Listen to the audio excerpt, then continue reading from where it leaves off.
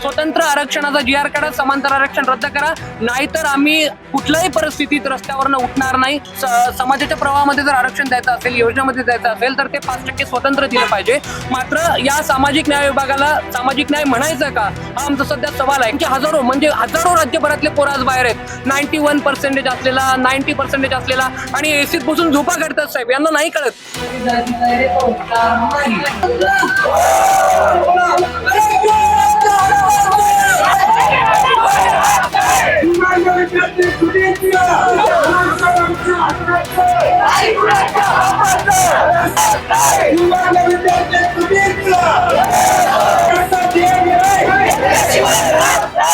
समांतर आरक्षण रद्द करा आणि दिव्यांगांसाठी जे काही केंद्र शासनाने 5% आरक्षण दिलं गेलेलं आहे ते विशेष आरक्षणाची तरतूद जी आहे ती महाराष्ट्रामध्ये देखील लागू करण्यात यावी आणि दिव्यांगांकडे सहानुभूतीनं नाही तर त्यांचा तो हक्क त्यांना बहाल करण्यात यावा या मागणीसाठी सध्या दिव्यांग विद्यार्थी जे आहेत ते पुण्याच्या समाज कल्याण कार्यालयासमोर उपोषणासाठी बसलेले आहेत.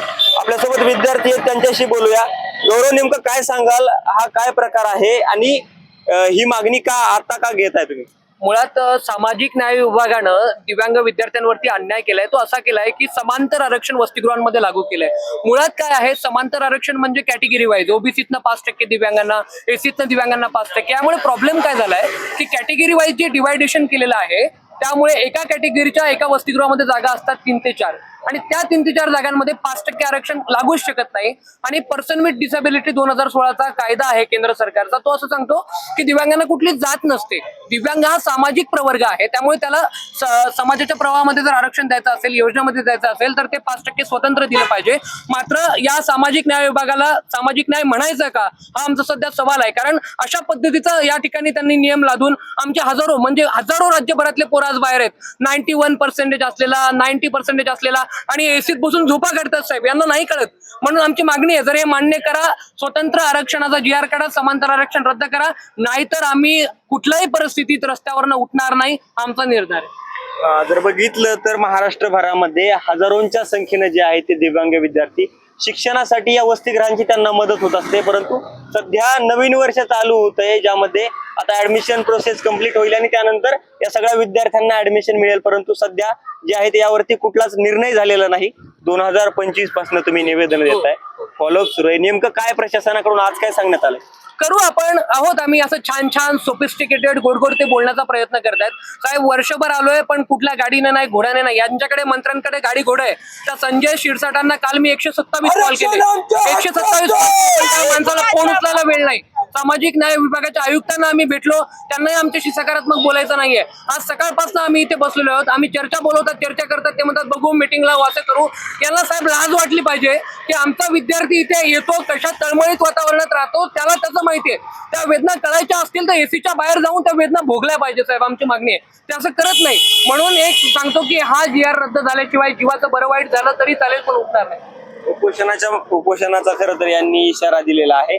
आपल्याबरोबर शिवम देखील आहे. शिवम, काय सांगशील, किती विद्यार्थी सध्या या उपोषणाला आहेत आणि पुण्यामध्ये किती विद्यार्थी शिकत आहेत जे आपल्याला दिव्यांग कॅटेगरी मधून ज्यांना आरक्षणाची गरज आहे? सध्या 100 ते 150 विद्यार्थी या ठिकाणी सकाळपासून बसले. त्यात गौरव दादा अन्नत्याग करतोय, बाकीचे विद्यार्थी सुद्धा सकाळपासून या ठिकाणी बसलेले आहेत. आणि पुण्यामध्ये सर्वसाधारण विचार करायचा झाला तर हजारो दिव्यांग महाराष्ट्राच्या कानाकोपऱ्यामधून पुण्यासारख्या शहरात शिकायला येतात. सामाजिक न्याय विभागाच्या वसतिगृहामध्ये राहायला मिळेल अशी आशावाद त्यांचा असतो. मात्र या असल्या फालतू GR मुळे सगळे दिव्यांग विद्यार्थी बाहेर राहिलेत. मागच्या वर्षी सुद्धा पोरांचे ऍडमिशन झाले नाही आणि आताही जर GR निघाला नाही तर आता या वर्षी पोरं या सगळ्या प्रोसेस मधून, हॉस्टेल मधून म्हणजे बाहेर पडणार आहेत. काही त्यांना लाभ मिळणार नाही या वसतिगृहांचा आणि प्रशासन अजिबात सकारात्मक दिसत नाहीये. फक्त आम्ही करू एवढं म्हणतायत. आजही त्यांचं म्हणणं आहे आम्ही मिटिंग लावू, आम्ही त्यांची वेळ घेऊ सचिवांची, पण मग वर्षभर यांना वेळ घेता आली नाही आणि आजही पुन्हा तेच मिटिंग घेऊ, वेळ घेऊ, तुम्ही माघार घ्या. पण आमचा निर्धार झालाय, आम्ही अजिबात माघार घेणार नाहीये. जोपर्यंत आमच्याकडे GR येत नाही तोपर्यंत आम्ही इथून उठणार नाहीये.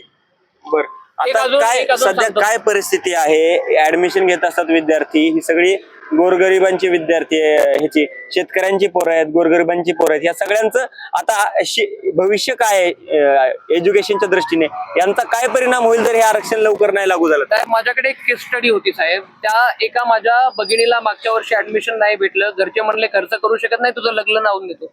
साहेब ही वेदना आहे हो, ही वेदना कळली पाहिजे ना. आणि ही वेदना कशी कळेल जेव्हा तुम्ही स्वतः भोगाल ती वेदना. आम्ही त्या प्रोसेस मधनं आलोय. मी स्वतः विद्यार्थ्यांच्या वेदना भोगतो का, कारण रोज त्यांच्यासोबत झोपणं उठ नाही माझं. यांचं नाही ना, हे यांच्याकडे फक्त मला काय म्हणायचं साहेब की ही योजना साधं आहे. तुम्ही काय म्हणतात धोरणात्मक निर्णय वेळ लागेल. साहेब मला सांगा, आता तुम्ही म्हणाल गौरव राजकीय बोलतो, पण राजकीय नाही साहेब. कोणत्या आमदार पुढ्याला किती वेळ लागला हो साहेब? मुख्यमंत्री पदाची शपथ घ्यायला बदलायला ना किती वेळ लागतो साहेब? मग तुमच्याकडे गाडी घोडा आहे ना, ते वापरा ना आमच्यासाठी, घ्या ना निर्णय. आणि कायदेशीर आहे, कायद्याच्या बाहेर गुन्हेगार नाही, आम्ही आतंकवादी नाहीये. कायदा आहे, कायद्यात जे आहे ते आम्ही आमचं मागतोय. का नाही घेऊ शकत तुम्ही पण निर्णय? तुम्ही केंद्राच्या धर्तीवर म्हणताय, केंद्रातल्या आरक्षणाची तरतूद कशी आहे आणि राज्यात कशी आहे? केंद्राची जी आहे तरतूद, तो आरक्षणाचा पर्सन विथ डिसेबिलिटीचा कायदा आहे साहेब, पर्सन विथ डिसेबिलिटी 2016 जो केंद्र सरकारने आणलाय, तो असं सांगतो की दिव्यांगांना कुठल्याही सामाजिक प्रवर्गामध्ये, सामाजिक योजनेमध्ये स्वतंत्र 5% आरक्षण असलं पाहिजे. पण हे जातीत न देत आहे. अहो, दिव्यांगाला काही जात असते, लाज वाटत नाही? जात नाही ना आम्हाला. आमची जात ही अंधत्व आहे, आमची जात ही अपंगत्व आहे. आणि फक्त शब्द बदलून थोडी चालणार आहे. ते म्हणणार दिव्यांग दिव्यांग, ते दिव्यांग खड्ड्यात घाला तुमचं. आम्हाला नको आहे, आमच्यात दिव्यत्व नाहीये, आमच्यात अपंगत्व आहे ना. अपंगत्वाच्या जोरावर सिद्ध करण्याची स्वतःला ताकद आहे. फक्त गरज आहे या समाजाच्या मुख्य प्रवाहात स्वतःला संधी देण्याची. आणि संधी तुम्ही कोण देणार हो आम्हाला? आमचा हक्क आम्ही मागतोय. तर हे शांत बसणार नाही शेवटपर्यंत. एकूण मागण्या काय आहेत या सगळ्या उपोषणाच्या आणि आपला पुढील प्रवास कसा असणार आहे? आज तुम्ही म्हणताय मीटिंग झाली, बोलणं झालं, परंतु काही सकारात्मक निर्णय झालेला नाही. पुढली दिशा काय असणार तुमच्या या उपोषणाची? पहिले मागण्या सांगतो. सगळ्यात महत्वाची मागणी आहे की समांतर आरक्षण रद्द करून दिव्यांगांचं, स्वतंत्र दिव्यांगांचं जे वसतिगृहातलं आरक्षण आहे ते लागू करावं. दुसरी मागणी आमची अशी आहे की स्वाधार योजना असते एससी आणि आपल्या बांधवांसाठी, तर त्या धर्तीवर दिव्यांगांसाठी स्वतंत्र योजना तयार झाली पाहिजे. पण बाकी ठीक आहे, मागण्या आम्ही त्याच्यासाठी लढतोय, तो मुद्दा नाही. पण सध्या आमची एकच मागणी आहे की समांतर आरक्षण रद्द करून स्वतंत्र दिव्यांग आरक्षण लागू करा. आणि जर त्यांना वेळ नसेल तर त्यांनी VC घ्याव्या, ऑनलाईन VC घ्या, आमच्यासोबत चर्चा करा. सचिव मुंबईत येत ना, वेळ काढा, ऑनलाईन बोला, आम्ही बोलायला तयार आहे. अजूनही आम्ही सकारात्मक आहोत. पण मी तुम्हाला पत्रकार बांधवांना सांगू इच्छितो की पण आहे याच्यात, जर उद्या परवापर्यंत ऐकलं नाही, आजही तर पुण्यात आहे, उद्या आम्ही मंत्रालयात घुसून देखील त्याचा निषेध करायला मागे पुढे बघणार नाही. राज्यभर या आंदोलनाचा वनवा पेटेल, एवढंच या निमित्तानं सांगतो. नक्कीच आपण पाहतोय की मोठ्या संख्येने दिव्यांग विद्यार्थी जे आहेत ते सध्या समाज कल्याण आयुक्त कार्यालयाच्या समोर जे आहेत ते सध्या उपोषणासाठी बसलेले पाहायला मिळत आहेत. खरं तर यांना जे आरक्षण केंद्राच्या माध्यमातून मिळालेलं 5% आरक्षण आहे, ते आरक्षण राज्यामध्ये डिवाइड करत असताना कास्टच्या बेसिसवरती डिवाइड झालंय असं सांगितलं गेलं या विद्यार्थ्यांकडनं. आणि ते आरक्षण लागू केल्यामुळं 5% डिवाइड जे काही आहे ते वसतिगृहांमध्ये ते करणं अवघड जातं. तशा प्रकारची तरतूद करता येत नाही.